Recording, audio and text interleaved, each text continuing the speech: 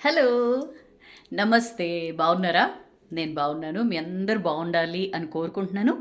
ఆ వినాయకుడు, ఆ విఘ్న నాయకుడు మీ లైఫ్‌లో మీకంతా మంచి జరిగేలా చూడాలని మనస్ఫూర్తిగా కోరుకుంటున్నాను. ఆరోగ్యం, అనుబంధాలు ఇంకా, ఇంకా అన్నిటి తర్వాత ఐశ్వర్యం. ఇవన్నీ ఉంటే ఐశ్వర్యం ఉన్నట్టే ఇన్‌ఫాక్ట్.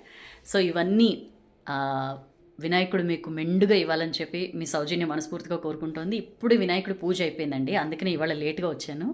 మీ అందరి పూజ జరుగుతోందేమో, కొంతమందిది అయిపోయి ఉండొచ్చు. సరే, వినాయకుని కథ విన్నారు కదా! పిల్లలకి చెప్పారు కదా! ఒక మంచి కథతో నేను కూడా మీ ముందుకొచ్చా. యాక్చువల్లీ ఇవాళ పండుగ రోజు చేద్దాం వద్దా అనుకున్నాను. లాస్ట్ వీక్ గ్యాప్ వచ్చింది కదా! లాస్ట్ వీక్ కొంచెం సిక్ అయ్యాను నేను. సో, ఐ కుడెంట్ స్టోరీ ఇవ్వలేకపోయాను. చాలా బయట బాలేదండి. ఎవరిని కదిపినా అంటే ప్రతి సెకండ్ పర్సన్‌కి ఫీవర్, కాఫ్, కోల్డ్ ఇట్లా సఫర్ అవుతున్నారు. చాలా జాగ్రత్తగా ఉండండి. ఎస్పెషల్లీ బయట ఫుడ్ అవాయిడ్ చేయడం బెస్ట్ ఏమో. సరే, మరీ ఇంకా అన్‌అవాయిడబుల్ సిట్యుయేషన్ అయితే కొంచెం కాషియస్‌గా ఉండండి. ఓకేనా? చలో ఇంకా స్టోరీకొచ్చేస్తాను. ఒక మంచి కథ అండి. చాలా అనిపించింది. మనందరికీ కూడా ఖచ్చితంగా కనెక్ట్ అవుతుంది. ఒక ఊళ్ళో ఒక ఒక ఒక జమీందారు ఉంటాడు. అంటే ఒక మంచి రిచ్ పర్సన్ అనమాట. అయితే ఆయన ఏదో పని మీద వెళ్తూ ఉంటాడు. ఒక ఒక చోట ఒక చిన్న వాగు లాంటిది దాటాల్సి ఉంటుంది. వాగు కూడా కాదు, ఒక నది టైప్. చిన్న నది లాంటిది. దాటాల్సి ఉంటుందనమాట.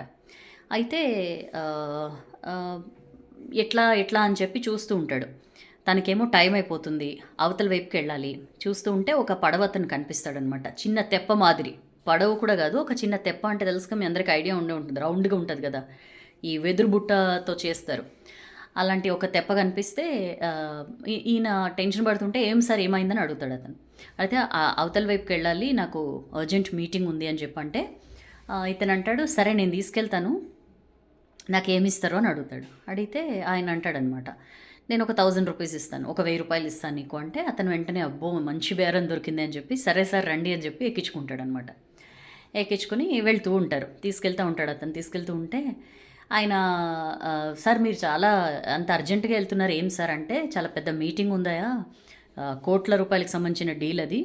నేను టైంకి ఎళ్ళకపోతే అది మిస్ అయిపోతుంది" అంటాడు. అంటే, "ఆహా! ఏం చేస్తుంటారు సార్ మీరు" అని అడుగుతాడనమాట. అడుగుతుంటే ఈయన ఒక పెద్ద కన్‌స్ట్రక్షన్ బిజినెస్‌లో ఉంటాడు. అంటే ఆయన కన్‌స్ట్రక్షన్ బిజినెస్‌లో ఉన్నా నేను అంటాడు. అంటే పాపం ఆ పడవతనికి ఏం అర్థం కాదనమాట. అర్థం కాక, "ఆహా! ఏమోలెండి సార్, మీ పెద్ద పెద్దవుంటాయి బిజినెస్‌లు, మాకేం తెలుస్తాయి" అంటాడు. అంటే నవ్వుతాడనమాట. వెటకారంగా నవ్వుతాడు. వారిని కన్‌స్ట్రక్షన్ బిజినెస్ అన్నా కూడా తెలీదా నీకు అని చెప్పి నవ్వేసి ఊరుకుంటాడు. ఆ తర్వాత ఆహ్, "ఏం చేస్తుంటారు సార్ మీరు మీ బిజినెస్‌లో" అంటాడు. అంటే, పెద్ద పెద్ద బిల్డింగ్స్ జూషినావా నువ్వెప్పుడైనా? సిటీలో పెద్ద పెద్ద బిల్డింగ్స్ ఉంటాయి.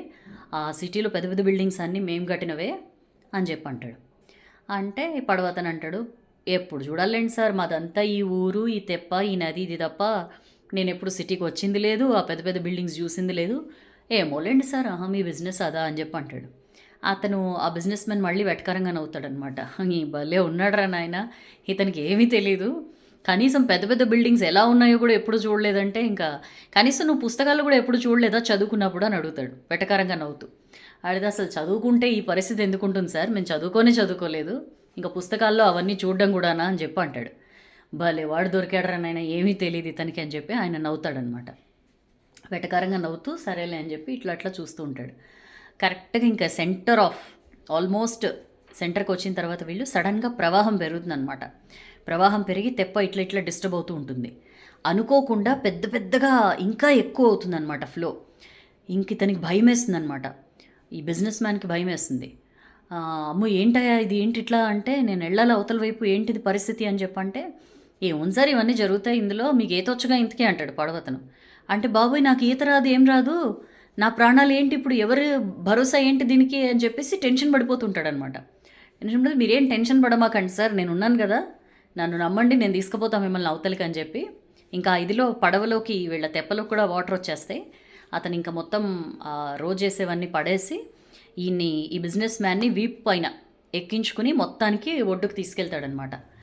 ఒడ్డుకి తీసుకెళ్ళిన తర్వాత, "హమ్మయ్య! చావు తప్పి కన్నులొట్టపోయినట్లు అయిందిరా బాబు నా పరిస్థితి" అని చెప్పి, అమ్మ అని చెప్పి దండం పెట్టి, 2 చేతులు ఎత్తి దండం పెట్టి, నేను చాలా వెటకారాలాడాను. నేను చాలా లోకువగా చూశాను. చాలా చీప్‌గా మాట్లాడాను. అంటే నిన్ను బాగా ఇన్సల్ట్ చేసేలా. బట్ ఇవాళ నువ్వు లేకపోతే నేనెంత సంపాదించినా, ఎంత పెద్ద బిల్డింగ్స్ కట్టినా, నా ప్రాణమైతే నాకు దక్కేది గాదు. సో, చాలా చాలా థాంక్స్ అబ్బా! నువ్వే గ్రేట్ అని చెప్పి దండం పెట్టి రూ. 1000 కాకుండా అతనికి ఇంకా ఎక్స్‌ట్రా అమౌంట్ ఇచ్చి వెళ్ళిపోతాడనమాట. ఈ పడవతను తన పని మీద తను వెళ్ళిపోతాడు మళ్ళీ. చాలా చిన్న స్టోరీ అండి. కానీ ఎంత ఇంపార్టెంట్ వాల్యూ ఉందో మనం మనం ఎంతసేపు మనకే తెలుసు. మనకి తెలిసిందే టాప్. మనమే తోపు. చుట్టుపక్కల వాళ్ళందరూ ఎందుకు పనికిరారు? వాళ్ళకి మీకొచ్చిందేదో వాళ్ళకి రాకపోతే వాళ్ళు ఇంకెందుకు పనికిరారన్నట్లు వాళ్ళని లోకు చేసి మాట్లాడడం, డిస్‌రెస్పెక్ట్ చేయడం అస్సలు కరెక్ట్ కాదండి. ప్రతి మనిషికి ఇవాళ మన స్టోరీలో ఇతను కనుక రక్షించకపోతే అతని ప్రాణమే ఉండేది కాదు. ఎన్ని కోట్లున్న లాభం ఏంటి? సో, అంతటి ఇంపార్టెంట్ స్కిల్ స్విమ్మింగ్ ఏదైతే ఉందో ఇతనికొచ్చు. అట్లా ఎవరికి సంబంధించిన వాళ్ళ ప్రొఫెషన్‌లోనో, వాళ్ళ లైఫ్‌లోనో వాళ్ళకంటూ ఏదో ఒక స్కిల్ ఉంటుంది. ఎవ్వరూ కూడా ఏం టాలెంట్ లేకుండా ఉండరు. సో, ఖచ్చితంగా ప్రతి ఒక్కళ్ళకి ఏదో ఒక టాలెంట్ ఉంటుంది. దేవుడు ఎవరిని కూడా యూజ్‌లెస్‌గా పంపడు. సో, ఎవరికో ఏదో మీకు తెలిసిన విద్య ఏదో వాళ్ళకి తెలీదని, లేకపోతే మీరే పెద్ద అదని ఎప్పుడు కూడా అట్లా విర్రవీగొద్దు. వాళ్ళకి ఖచ్చితంగా టాలెంట్ ఉంటుంది. దాన్ని మీరు రెస్పెక్ట్ చేయడం నేర్చుకోండి. And for that matter talent ఉంది, లేదు అనే దాంతో సంబంధం లేదండి. ఫెలో హ్యూమన్ బీయింగ్స్‌కి రెస్పెక్ట్ ఇవ్వడం మిమ్మల్ని మీరు మనిషిగా మీ మానవత్వం నిలుపుకున్నట్లు అవుతుంది. సో, ఎప్పుడు కూడా ఎవరిని లోకు చేసి మాట్లాడడం, వెటకారాలాడడం, వాళ్ళకేం చేత కాదు, వాళ్ళెందుకు పనికిరారని చెప్పి తక్కువ చేసి, డిస్‌రెస్పెక్ట్ చేసి మాట్లాడడం మానేసేయండి. ఒకవేళ మీకు అలవాటు ఉంటే ఈ క్షణం నుంచే మానేయండి. వినాయకుడికి చెప్పి మానేసేయండి. ఓకేనా? అండ్ పిల్లలకు కూడా నేర్పించండి. పిల్లలు కూడా చాలా సార్లు పిల్లలంటే తెలిసి తెలియని ఇదిలో వాళ్ళకి తెలియకుండానే వాళ్ళ అవతల వాళ్ళని గేల్ చేయడం, లేకపోతే హే నీకు ఇది కూడా తెలీదా అని చెప్పి అనడం, ఇవన్నీ చేస్తూ ఉంటారు. తెలియకపోతే చెప్పండి. సాఫ్ట్‌గా చెప్పండి. చక్కగా చెప్పండి. మంచిగా చెప్పండి. నేర్చుకుంటారు అవతల వాళ్ళు. దట్ డజంట్ మీన్ హే నీకేం తెలీదులే, నీకేం రాదులే. Never do it. ఏ రిలేషన్‌లో అయినా రెస్పెక్ట్ చాలా ఇంపార్టెంట్. సో, ఆ రెస్పెక్ట్‌ని కాపాడండి. మీ రెస్పెక్ట్‌ని మీరు కాపాడుకోండి. అవతల వాళ్ళకి ఖచ్చితంగా రెస్పెక్ట్ ఇవ్వండి. ప్రేమ comes next. First respect important. So, చాలా అనిపించింది నాకు ఈ స్టోరీ. మీకు కూడా నచ్చింది అనుకుంటున్నాను. కింద కామెంట్ సెక్షన్‌లో చెప్పండి. ఎప్పుడైనా మిమ్మల్ని ఎవరైనా అలా లోకు చేశారా?